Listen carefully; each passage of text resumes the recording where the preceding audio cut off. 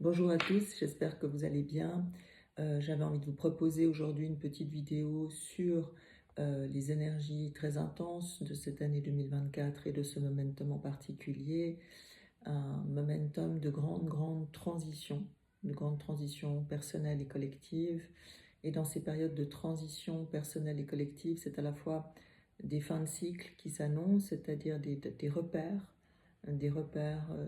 personnels, des repères de vie, des repères de liens, des repères de construction, des repères de croyances, des repères de fonctionnement, des repères de structure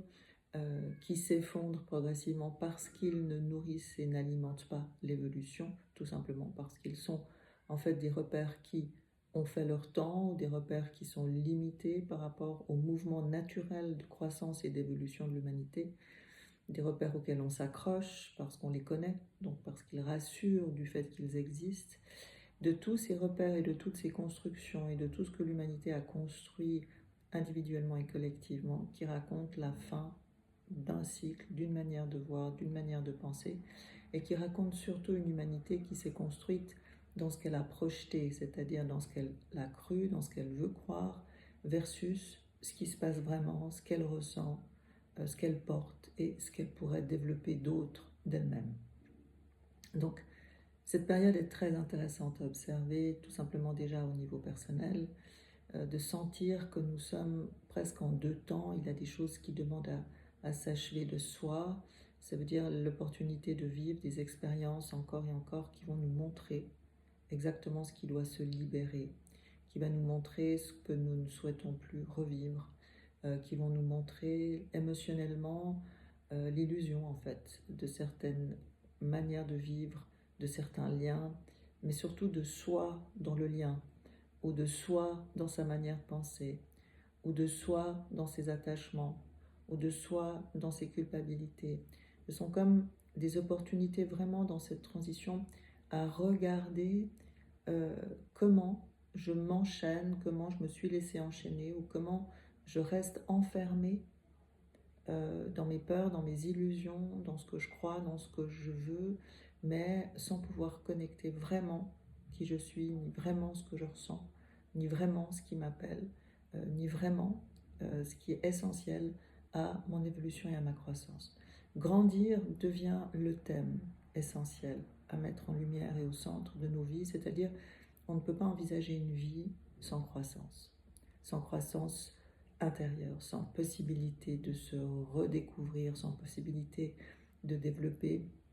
des structures différentes de soi, sans possibilité de grandir dans son regard, sans possibilité d'accéder à son cœur. Ça veut dire à ce que je ressens vraiment, indépendamment de ce qu'on m'a dit, indépendamment de ce que j'ai cru, indépendamment de ce que j'ai construit.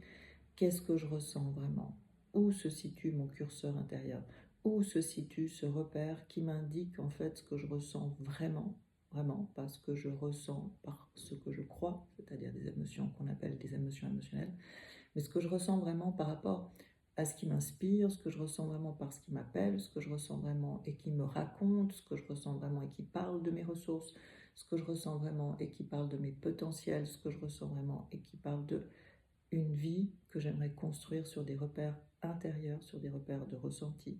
Et pour ceux qui vont évidemment dans une lecture plus large, sur des repères d'âme, c'est-à-dire qu'est-ce que je suis venu faire sur cette terre, pas au sens interrogatif, négatif, mais véritablement en termes interrogatifs inspirants, c'est-à-dire je veux ressentir au plus profond de moi-même le sens de ce que je suis venu vivre, transmettre, offrir comme possibilité à moi-même et aux autres sur cette planète. Donc, pour accéder à ce ressenti intérieur, même du premier degré du cœur, qu'est-ce que je ressens vraiment? Pour accéder ensuite à un ressenti plus profond, quel est mon potentiel, quelles sont mes ressources, qu'est-ce que j'ai le goût de mettre au monde et comment sentir vraiment en moi qu'il y a un processus évolutif qui m'appelle, que je ne peux pas ou ne veux pas rester au même endroit, être la même personne, ne pas découvrir les multiples possibilités qu'on peut vivre dans une vie. Eh bien, il faut déjà prendre conscience de cette transition, prendre conscience qu'il y a une part de soi qui a été, elle, par contre, construite sur des schémas, sur des croyances, sur des fonctionnements, comme nous tous, et que cette partie, c'est quelque part une vraie construction artificielle de soi, comme une construction d'apprentissage, mais c'est au fond la fondation de toute personne au départ, c'est-à-dire, si je pose la question sur quoi est fondée ta valeur, elle est souvent fondée par rapport à ce que je crois, ou ce qu'on a dit de moi, ou ce que je crois que les autres pourraient penser. La valeur est rarement fondée sur une sensation intérieure, ou alors si cette sensation existe, elle est liée au fait d'un autre qui m'aura me faire sentir, j'ai envie de dire, qui aura pu me faire sentir avec cette valeur, mais ressentir par exemple la valeur intérieure qui vient de soi, c'est plutôt rare, puisque c'est souvent une sensation de valeur qui est liée à des repères extérieurs. Donc c'est de ça dont on parle, c'est-à-dire que toutes ces constructions, tout ce qu'on a cru de soi, ce qu'on croit qu'est la vie, ce qu'on croit que sont les liens, qu'on croit que le couple, demande dans cette année 2024 plus que jamais à être regardé, à être repensé, à être ressenti surtout, à être réfléchi, mais pas réfléchi, enfermé, réfléchi au sens premier de la réflexion, quelque part, comme dans un effet miroir, se dire, mais et si je pensais autrement? Et si c'était autrement? Et si je voulais fonder les liens sur d'autres valeurs que je porte? Et si je voulais fonder mon activité professionnelle sur vraiment ce qui m'anime? Et si je voulais fonder mes amitiés, mon couple, ma famille, sur autre chose que sur ce que j'ai cru, appris, vu et simplement transféré dans ma propre vie? Si j'existais vraiment dans ces dynamiques, si je ressentais vraiment dans ces dynamiques, si je n'étais pas simplement mue par des émotions, des besoins d'être aimé, d'être reconnu, de réussir pour que je me sente bien, alors qu'est-ce que ça donnerait? Toutes ces constructions sont au centre de ces transformations chez nous tous. Nous avons l'opportunité de le voir, nous avons l'opportunité de regarder, nous avons l'opportunité de grandir pour poser un repère intérieur, ailleurs, en soi. Un repère qui part de soi et pas un repère qui part de l'extérieur pour soi.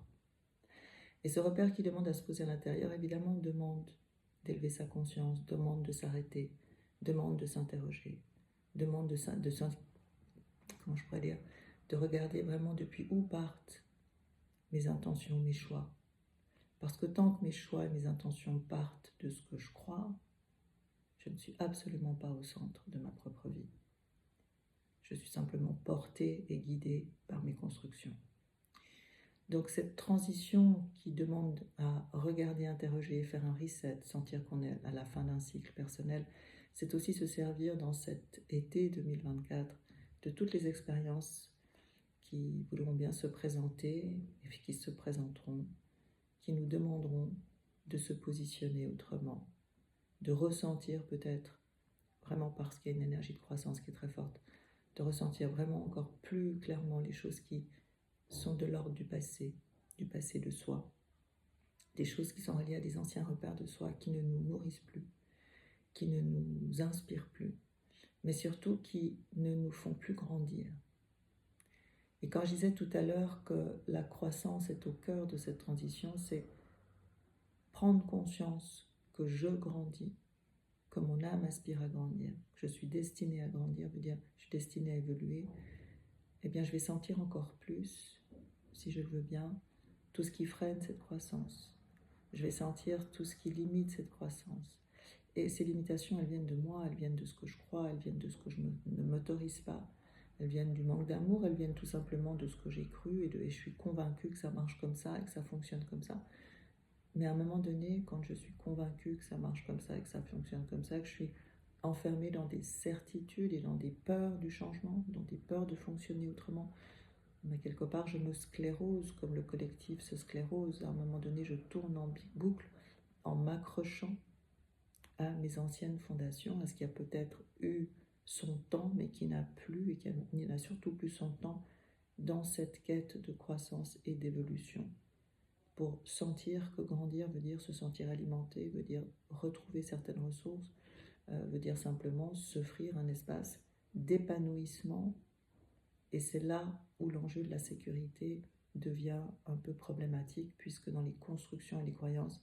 c'est une sécurité illusoire, certes, mais c'est une sécurité quand même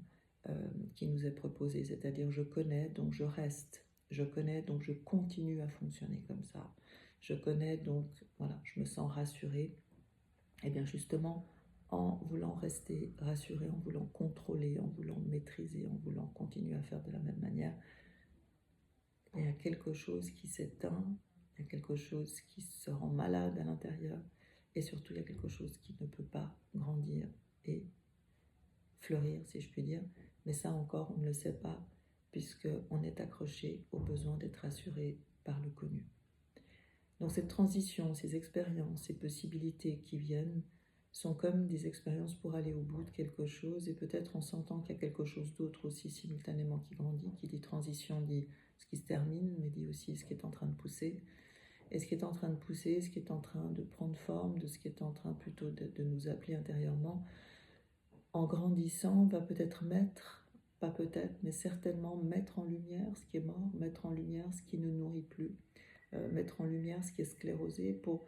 vraiment prendre conscience que si je continue comme ça, si nous tous continuons comme ça, on va simplement contre le mur. Et quand on est contre le mur, quand ça se sclérose, quand c'est difficile, eh bien c'est la peur. Et la peur amène le contrôle, et le contrôle réduit l'énergie. Donc dans cette transition, c'est important de voir tout ça, de conscientiser, de prendre du recul, de faire un bilan, mais un bilan de paix, un bilan où je peux accepter que j'ai fonctionné comme ça, où je peux voir que j'ai peur du changement, accepter que le changement effectivement fasse peur parce qu'il me demande de quitter des repères sans en avoir d'autres, puisque si je veux être dans la vérité de moi-même, dans l'authenticité, ces repères vont se construire à mesure que je me donne la possibilité, de nouvelles possibilités dans ma vie, déjà d'être moins rigide mentalement, d'être moins rigide émotionnellement, et de dire ok, j'ai envie de fonctionner autrement, je ne sais pas encore comment, ça doit venir de l'intérieur, parce que si je construis un repère artificiel pour me rassurer que j'en quitte un pour un autre, comme on quitterait une relation pour une autre, c'est juste un repère qui va rassurer mon mental, qui va rassurer mon contrôle, mais c'est de nouveau un repère qui est artificiel, qui ne viendra pas de l'intérieur, qui viendra de ce que je crois, de ce que je projette encore une fois, et de ce qui me rassure. Donc pour quitter toute cette ignorance, j'ai envie de dire, liée aux croyances, pour découvrir la lumière de qui je suis, de ce que je ressens, de ce à quoi j'aspire, de comment j'aimerais, ben effectivement ça demande du courage, ça demande surtout du courage de ne pas savoir, ça demande du courage de faire l'expérience, ça demande du courage de se découvrir, ça demande du courage de se faire confiance, ça demande le courage d'inscrire nos repères à l'intérieur d'une manière différente. Mais ça demande de suivre le mouvement qui nous est demandé vraiment dans cette année, ces prochaines années, qui est vraiment une transition qui nous amène à se développer et se construire depuis l'intérieur, ce qui paraît, on va dire, assez amusant en 2024. Mais oui, c'est vraiment ça, c'est-à-dire de vivre depuis ce qu'on ressent vraiment, qui nous sommes vraiment, nos ressources, notre potentiel, nos talents, les reconnaître déjà, oser les ressentir, oser les mettre au monde, se sentir légitime de les vivre et s'en servir dans sa vie. Ben oui, ça n'est pas si évident que ça, puisqu'au contraire, nous sommes pris dans ce qu'on a l'habitude et pas dans ce qui est les ressources véritables. Donc cette transition est très intéressante à observer. On vous invite à prendre conscience de tout ça, à faire le point sur ces schémas, sur ces croyances, sur ces habitudes de vie qui frottent, évidemment. Le ressenti, c'est que ça frotte, le ressenti, c'est que ça peut nous rassurer un temps, mais que derrière, il y a un peu un arrière-goût qui est celui qu'on connaît. De savoir qu'il y a un changement qui est nécessaire dans sa manière de penser, dans sa manière de ressentir, dans sa manière de vivre, que c'est transitionnel, donc ça veut dire qu'il n'y a pas encore des données claires, c'est simplement une sensation profonde que ça ne marche pas comme ça,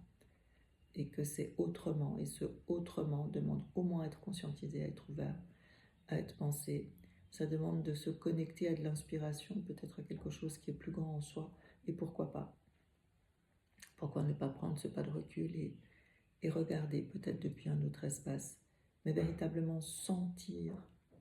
qu'il y a quelque chose qui pousse, sentir qu'il y a quelque chose qui demande à prendre une autre place, sentir que les données ne sont, comme je l'ai dit tout à l'heure, pas claires par rapport à ça, mais que néanmoins, toutes ces énergies qui poussent, toutes ces énergies qui sont en mouvement, d'une manière ou d'une autre, vont nous faire sentir là où ça frotte, là où ça doit changer, inscrire de nouveaux positionnements, inscrire un alignement différent, et surtout prendre conscience qu'il y a quelque chose qui est en train de grandir et qui demande véritablement toute notre attention. pour la suite de notre voyage et celle de notre collectif. Je vous souhaite une très belle journée. À bientôt.